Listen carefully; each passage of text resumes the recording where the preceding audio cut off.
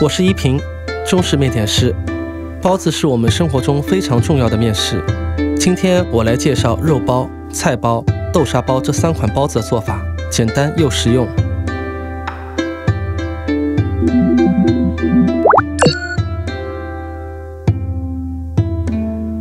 首先，我们来准备3种包子的馅料。先用剁好的肉米加盐、糖、老抽、胡椒粉、姜末和香油，分3次加姜水，每次加完需要将肉馅拌匀。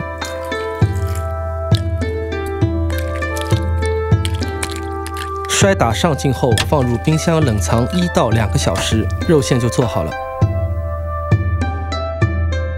接着我们来制作菜包的内馅。干香菇泡发好，挤去水分切碎，用少许油煸炒出香，放凉备用。青菜焯水，挤干水分，切碎后再次挤干。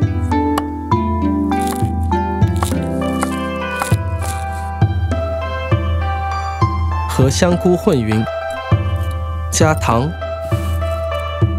盐、花生油、香油拌匀，放入冰箱冷藏1到2个小时。豆沙包用提前熬制好的红豆沙搓成6份等大的圆球来做馅料。馅料准备好就可以开始和面了。我们用一发的方法来做，先用手背将面粉开窝，加酵母、糖，在面粉的外侧边缘撒上泡打粉，分3次在面粉中间加水和成雪花状。用手掌根将面粉揉擦成团，双手交替揉面，充分揉透，形成表面光滑的面团。揉成长条，揪成等大的剂子，每个剂子40克左右，附上1层保鲜膜，以免面团发干。接下来开始包肉包，将剂子擀成中间厚、边缘薄的面皮，中间填入肉馅，一只手托住面皮的底部，一边旋转一边用另一只手提拉边缘，捏紧收口。每个包子大约有18个均匀的褶子，裹住全部肉馅就可以了。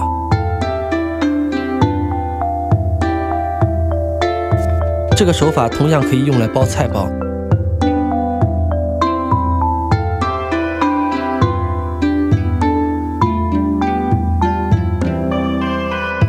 在包制豆沙包的时候，先用手掌将剂子按压成中间厚、边缘薄的面皮，填入豆沙后，下方的手指旋转面皮，同时用另一只手的虎口将面皮聚拢，收口朝下。揉圆后，用钳花工具钳出18条左右的花纹。包子包好了，还需要醒发，将包子生胚逐个放入铺好蒸笼布的蒸笼中，每个包子之间要留出约2指宽的空隙。盖上盖，静置醒发。用指尖轻按一下外皮，能快速反弹上来，包子就发酵好了。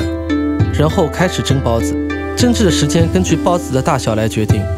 今天做的是中包，蒸锅上去后放入蒸笼，肉包和菜包大火蒸10分钟左右，豆沙包只需蒸8分钟，热气腾腾的包子就做好了。